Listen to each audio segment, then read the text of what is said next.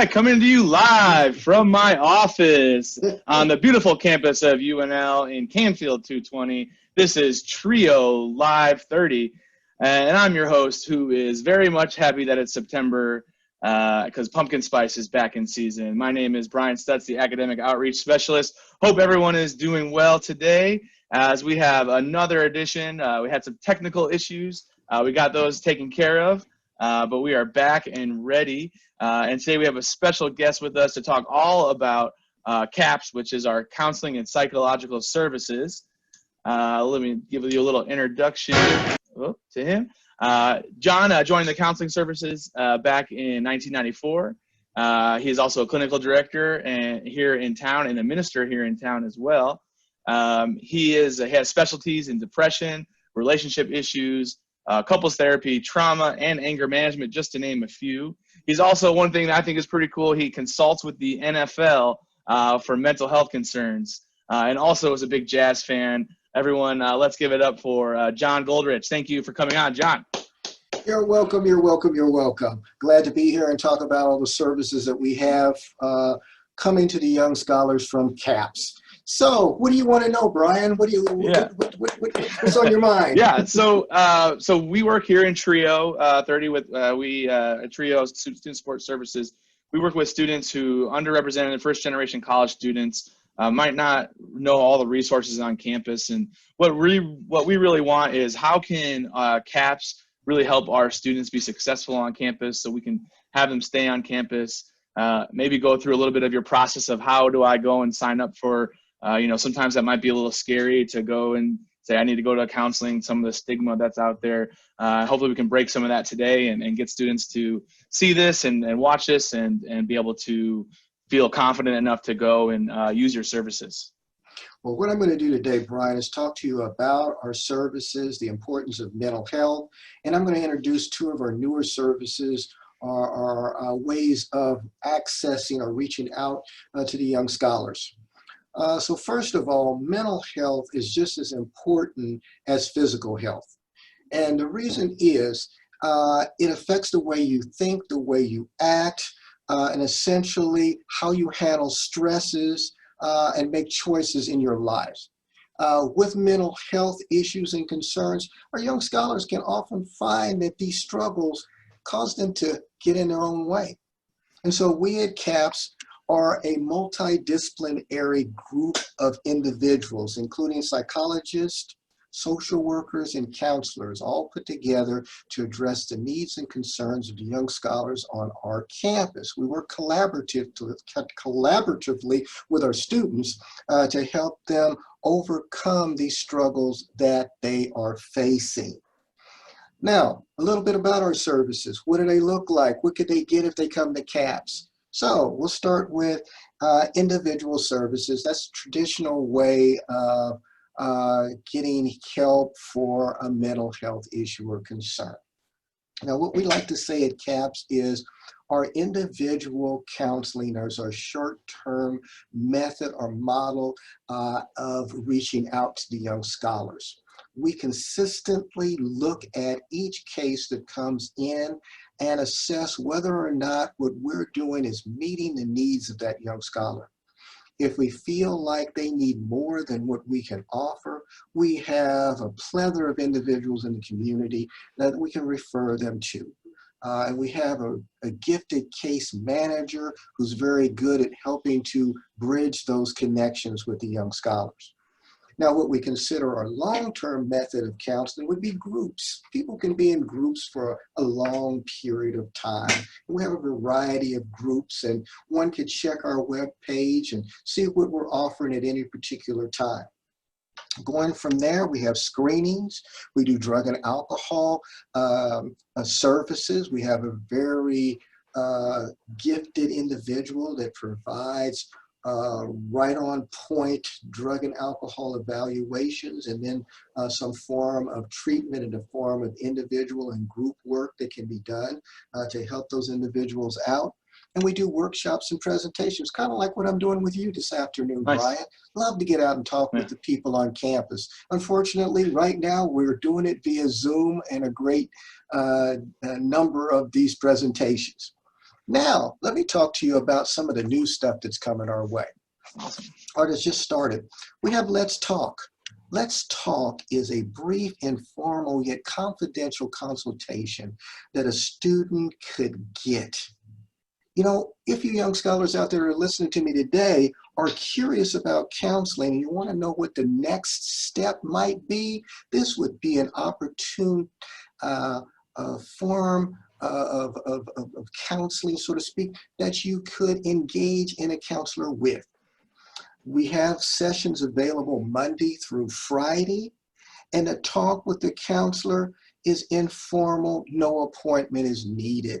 You simply contact our office and, no, I said that wrong. You visit our Zoom links here, and you'll see the availability of the times there. We have Monday, 1 and 2 o'clock, Tuesday, 2 o'clock, Wednesday, 3 o'clock, Thursday, 11 a.m. and 2, and Friday at 11 a.m.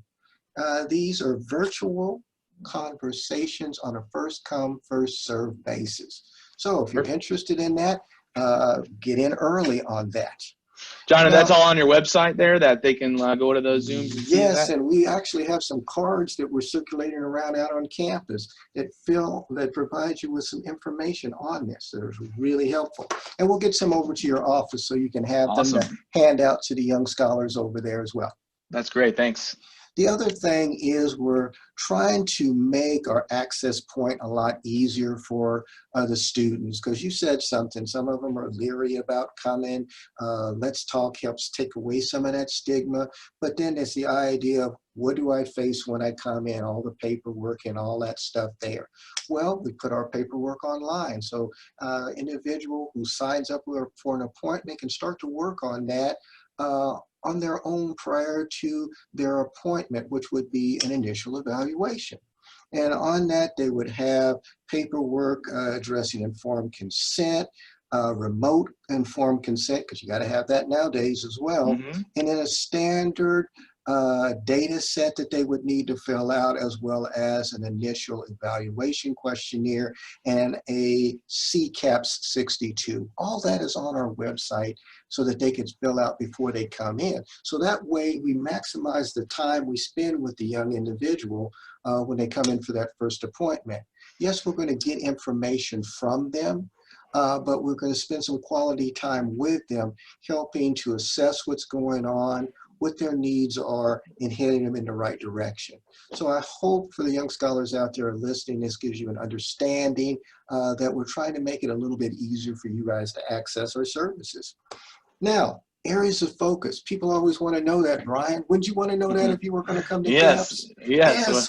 What do you people over there work with? I mean, you put up over here my specialties on there, and it's on the screen. But, you know, we deal with depression, anxiety, diversity issues, eating and body image concerns, trauma and grief, homesickness, not that any of our young scholars, especially you all that are freshmen, would ever experience. Because you know, you done told your mom and daddy that, you know, you couldn't wait to get to college and away from them, and all of a sudden you got here and, okay, I miss mama. Never miss dad, but they miss mom. I'm just saying. They miss those home-cooked meals. I know I do. That's right. I did too. And so then we also address relationship issues, sexual concerns, and social justice issues, which are big in this day and time. Yes. All of this is done in a confidential manner. We take careful measures to ensure that your health information is secure and confidential and not released to anyone. If we do release it, it is via a release of information form, which you fill out and give us permission to talk with those individuals who you release information, who we can release information to. The other so pretty much, my parents wouldn't know if I come to you and want to talk to you, right? That's right. Now we do, we do. You know, parents are going to want to call and everything, and that happens, and we're able to say to them that, you know, we don't have a release of information form, so we're not able to talk to you at this time. And that can be frustrating to them, and we know that, but we respect the confidentiality that exists between us and the young scholar. Awesome. I bet you want to know how much this cost. Yeah, tell me, please. That's a great Oh segue. Yeah. man, y'all get a great deal. I mean, this is a top-notch bargain.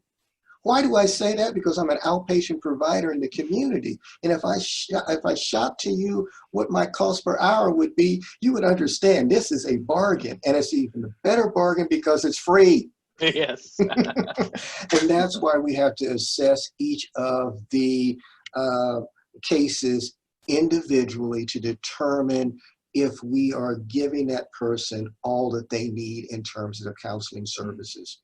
If they need more than what we can provide, as I said earlier, we have referrals that we can send them to. The cost is free. Now, I want to pivot for a moment because, you know, Yep. we got to pivot sometimes. Now, mandatory drug and alcohol services are not covered under the freebies because the freebies are covered by student fees. This is not something that is covered by student fees. And so if you have a drug or alcohol service or need of service, that's going to have a cost. But I will say it's comparable to what you would provide or be provided with out in the community. And then finally, Brian, do you know where we're located at? I'm new to campus, so, I think I know, but please tell us. Okay, we're located at 550 North 19th Street, Suite 223 in the University Health Center. We are at the east end of campus. We like to say in the summer, we have the coolest air condition on campus. It is a 7-minute walk down from the Union. And you can access us from 8 to 5 to schedule appointments. Now we say this. We understand that our young scholars have struggles that may take place after we're shut down. So we've worked to put together a program, shall we say, with a group called Protocol that provides counseling when we're not available. And they can access that through our 472-7450 number, following the prompts, and it'll take them to a counselor who can work with them. That counselor in turn will report to us what's going on, and then we in turn can follow up the next day and help the young scholar out in terms of whatever they're struggling with. So there you have it, Brian. I did the whole thing for you in a few moments. Yes. So I have a follow-up question. So yes, sir. I'm a student and I'm unsure of what's happening, or when do I know when I need to reach out? Like, when is that moment in my head, like I need help with something? Or is there a moment that you can think of, or a time where it's just like a student's not sure if they should reach out because they don't think that their problems are big enough when they think of that? So what advice do you have for those students out there that might think they're on the cusp? A great way to explore that is let's talk. Let's be honest. I mean, that's a great inroads into seeing if further counseling is needed. You get the opportunity to come in and talk with a counselor. It's free. It's not counted towards your 8 visits here. And the counselors are all staff that work with students. And so they know, and listening to the individual, what might be in their best interest. And so they can say, hey, you know, what I'm hearing you talk about might warrant more than just a conversation between you and me. Let's get you set up for an appointment over at CAPS and explore this further. So that would be a way to do that. Another way is go ahead and make an appointment. Because a lot of times we minimize our struggles as people, Brian. Yes.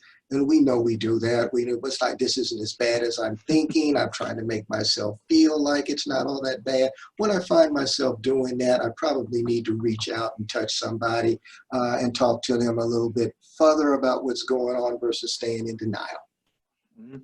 Yeah, especially I think as young men, as you and I as well, we like the stereotype is there to hold our feelings in. And yes. we just hold it all in until that one moment, then we explode. Kind of like the champagne bottle, I always say, or the bottle that has so much pressure it just pops at the end. And so I think it's important when even you're feeling those little things here and there, they start to stack up. And I think CAPS is providing great service here for our students, especially with all the things going on in the world today. There's so much new things happening, and and then you add COVID and a pandemic on top of that, adds a lot of struggles. And I really appreciate your services. And so thank you for letting us know all about the services that you offer. Well, anytime you want me to come back and talk about anything else, yeah. You can see I love to talk, so I'll be more than glad to come back. Another question I had, what do you think is one of the biggest, if a student has the biggest, like number one thing that you see in the office, like what is some of those issues that are like the top one that is a reoccurring of students? Okay, so we'll do the top one. We'll do a drum roll like David Letterman. All right. The number one, anxiety.